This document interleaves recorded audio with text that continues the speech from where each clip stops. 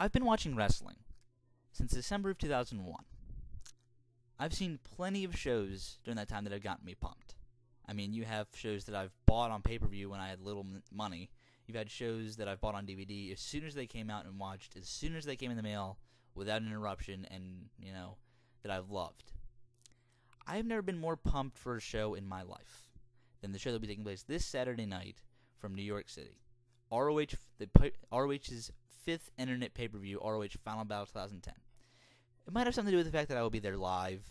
I'll be in the first row balcony watching this show. But, this show just is completely stacked. And it could be on the level of ROH's pay-per-view they had back in June, Death Before Dishonor, which I gave a 10 out of 10. This show could get a 10 out of 10 as well. And, this show will be amazing. I mean, I can't see any way it can't be. I mean, with all that's on it, the worst match on this show will probably be good. And that's saying something. I mean, if you don't buy this show and you're consistently buying WWE and TNA pay-per-views, I got this line from Nightmare Balla 1, but he's completely right. If you're buying WWE and TNA pay-per-views and you don't buy this show, something is wrong with you. I mean, with how crap WWE pay-per-views have been this year, and especially TNA pay-per-views, if you can't fork up $15 for a show that's probably worth the money you're paying for those WWE and TNA pay-per-views, I mean, honestly, I don't know what you want out of wrestling. Let's just break this card down. One thing I want to say, though, is definitely make sure you buy this pay-per-view. I'll leave the link to where you can buy it in the description box. And also, since I'm going to the show, I'll be tweeting the entire day about it. If you want to follow me on Twitter and follow my tweets, twitter.com/honorhammer26. It will be down in the description box as well. Should be a fun day for me. I'll be tweeting about me getting on the train from where I live in Maryland to New York, and my experiences in New York, who I ran into, and my experiences, everything like that. If you want to follow that, just click the link and follow me on Twitter. All right, should be fun. All right, let's just break down this card. One minor hitch that was in this card is that Kenny Omega was supposed to be the opponent for Eddie Edwards, but in training earlier this week, he did get injured, and his replacement was named for both nights will be Sonjay Dutt. Honestly, it's not the best replacement because, with the time they had, honestly, what were you expecting? They're going to call Kenta and get him here, in a day. Honestly, from the flight from Japan to New York, is a long flight. And you got to they found out about, from at least when they told us, about Wednesday afternoon. You got to get a guy from Japan signed and over here in less than a day. That's damn near impossible. If ROH could pull that off, I'd be forever grateful, but I don't think that's possible. So I expected a good American indie talent who's recognizable, and that's what Sonjay Dutt is. So I am not that mad at all. From what I expected for Omega and Edwards, this will not be as good as that. I can almost guarantee that. But, this should be a good match. I honestly would have this be the opener now because, people are going to be thinking, let's just get this match out the way because the other 7 matches are announced and everything like that, and I can at least see that. But I think this could be a good opener. Give them a little bit of time. Let Edwards have the match he was going to have with Omega first. Now with Dutt, I think there will be a good opener. It should be a very good opener, and that's actually where I would place on the show for more reasons than even that. If this match was still Omega, I would not have it be the opener. But Dutt is always, does wrestle, was in TNA, and you should recognize him from there, does wrestle the X Division style. And one thing that TNA does well is have their X Division openers. Look at the matches that Generation Me and the Machine Guns have had on the last couple pay-per-views, as their openers. They didn't have one at Final Resolution, but the other ones leading up to their match at Final Resolution, they were all very good. So, if ROH can do that here, I don't see why not. Especially because Eddie Edwards is vastly, vastly improving. And that's why I'm going to give. I think he should win here. So yeah, there's that. Then I would probably have. I'd probably have the All Night Express versus Kyle O'Reilly and Adam Cole next. This should be a very good tag team match. I haven't seen O'Reilly and Cole team up yet. Because I haven't seen Allied Forces yet, or I haven't seen any of their HDNet matches yet. But it should be. I've heard they are very good and very dynamic. I've seen them both as singles wrestlers. Adam Cole is very talented. And, I saw him live at Dragon Gate USA earlier this summer. He looked very, very good. And I can't wait to see him in ROH training. And Kyle O'Reilly, he was trained by Davey Richards and Tony Kozina. And, this man can just go. I mean, I've seen him work in Evolve. I've seen his work. You know, I saw his match with Austin Aries where he showed potential back at Fade to Black, the last Plymouth show. This guy can just go. I mean, and them as a tag team, it has been, I would predict, would be very dynamic, and apparently has been. And, you know, the All Night Express have improved vastly since when they first started teaming. And they are very, very good. I actually really do like them, and they probably will be the people to beat the Kings of Wrestling down the road for the tag team titles, and that's why I'm going to give them the win here. You know, they are a very good team. I mean, I just want to I hope for a really good match out of this, and it probably should be. You know, this could even reach the great level. You never know if they give this a little bit of time. All right, then I would have as they're billing it, the Scientific Showdown. Colt Cabana versus TJ Perkins. This will be, well, TJ Perkins is returning to Ring of Honor for the first time since Chaos at the Cow Palace 3 years ago, the San Francisco show. So this is his first East Coast ROH appearance. I think he might have appeared at Do or Die action back in like 05 or 04, but never on a real ROH show, or at least one of this magnitude that I can remember. You know, both men are very good on the ground. You know, TJ Perkins has been, I'm a big fan of his. You know, he put on one of the only, people don't know, I'm not a very big fan of the Evolve promotion. I mean, I've seen a couple of their shows. It's just not for me. I mean, I don't really like it. But one of the matches that I really did enjoy that they put on was from Evolve 1, him versus Muniori Sawa, where you got to show that he has a great groundwork and he can really do a lot of good stuff. And Colt Cabana, you know, he's really reshaping his career after his involvement with the El Generico or Kevin Steen feud, which I'll be getting to as the last match on this card. But, you know, he's looking to, he is one of the best, you know, he wrestles a nearly extinct European style, which is awesome when he does it at least. And, you know, I do expect a very good match out of here too. At least good, if not a very good match. And I don't really know who's going to win here. I mean, if they want TJ Perkins to have better bookings, you know, they might put him over here. But I probably do see Cabana winning here because he is he is the ROH veteran. All right, then honestly, next it matters where they have intermission. But either way, I would have it matters where they have intermission. If they have intermission after the 5th match on the card, I'd have the women here. If they have intermission after the 4th match, I'd put Daniels versus Homicide here. Let's just preview Daniels versus Homicide first, because I honestly would have it after the 4th match. Because I mean you have half the card after, half the card before, even though a lot of the matches on the second half of the card will get a lot more time. So you might have to have it after the 5th match, but the match going into intermission, I would have be Daniels versus Homicide. So let's just preview that.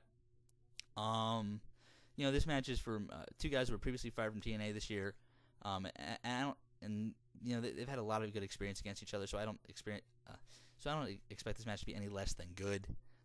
You know, Homicide still is adjusting to the indie style since his release from TNA. You know, his match with Rich Swann at the DGUSA pay-per-view was not that good, and apparently his matches. I haven't seen his match from Allied Forces yet with Kenny King. Apparently that was just good.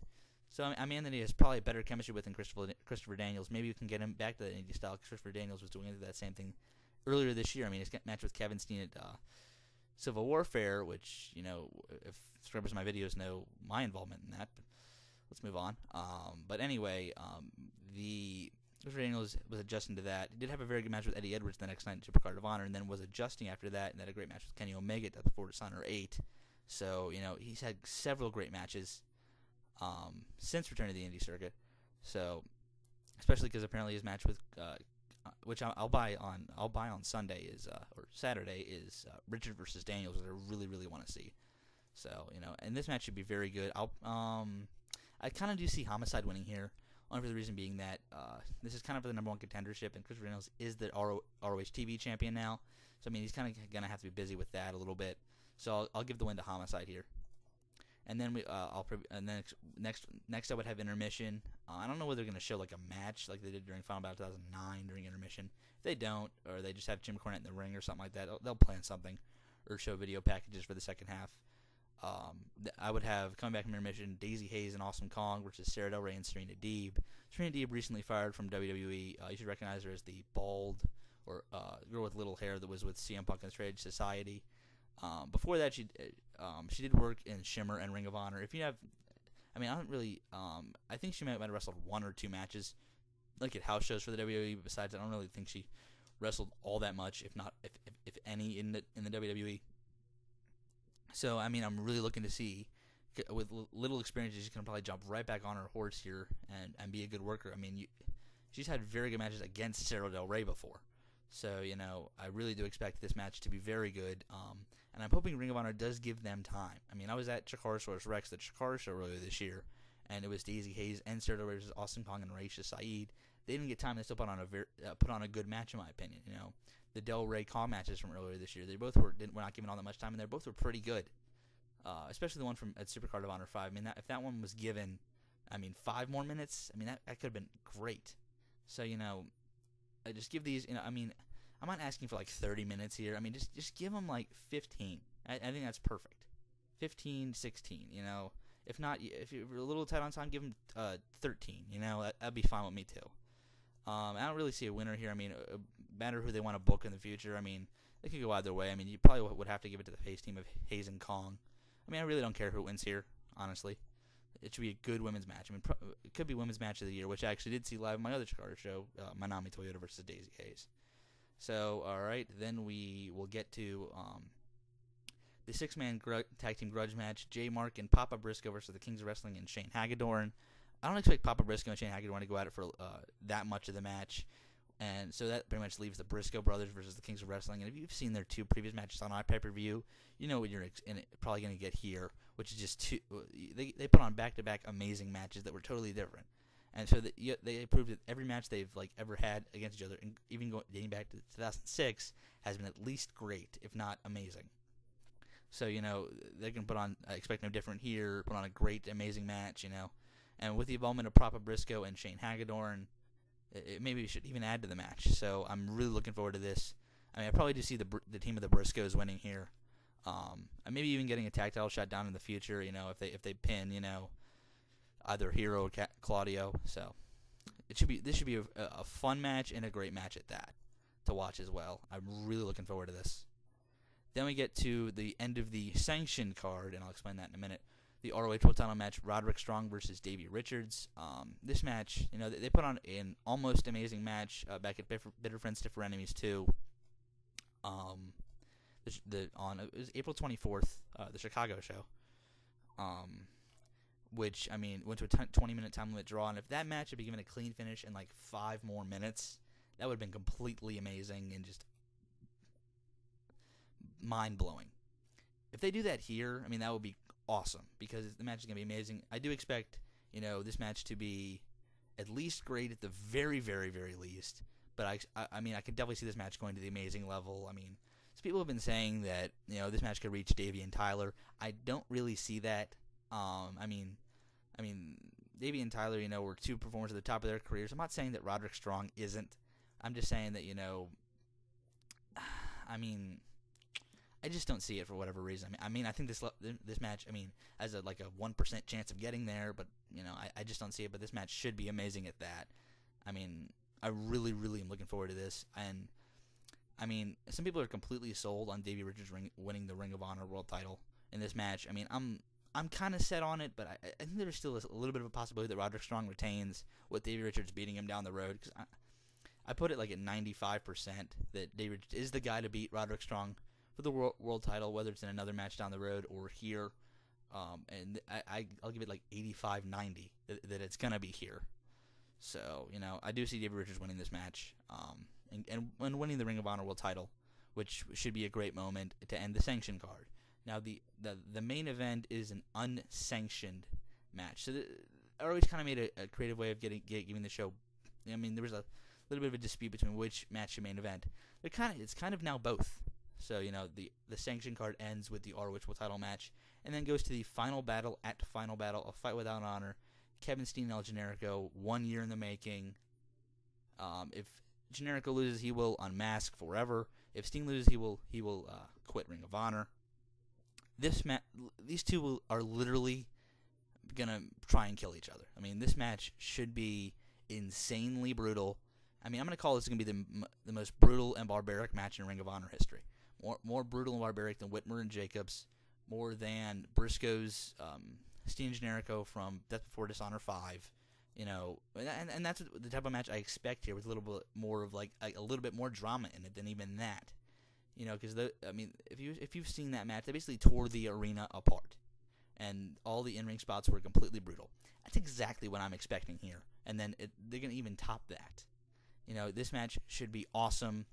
I am pulling for Generico here, just like most people, because, you know, Generico, I mean, I really don't see him unmasking. I mean, if he does, it would be shocking, and it would be a very, very shocking turn, but I really just don't see it happening.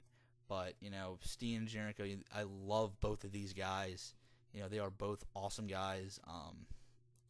And also, it's my first time being in the same arena as Steen's in Civil Warfare, so, you know, that should be interesting if this. But, you know, because I am a little bit, I'm very minorly in this feud, which is why I even have a little bit more emotional attachment to it. For those of you who don't know, you can look at my picture. I am the guy that got kissed by Kevin Steen. I was front row for the Civil War for Manassas, Virginia. So, you know, first Ring of Honor show since then. I just cannot wait for this match, literally. This match should be insanely brutal. This match alone should be well worth your money. Just like I'm predicting the ROH title match should be alone just well worth your money. Now, I mean, this match, I mean, this card should be completely amazing. You know, I cannot wait. If you see me at the show, do not be afraid to come up to me. I have no ego or anything like that. I just cannot wait. I mean, I can't believe I'm going to this show. This show looks absolutely amazing. All right, I'll see you guys later.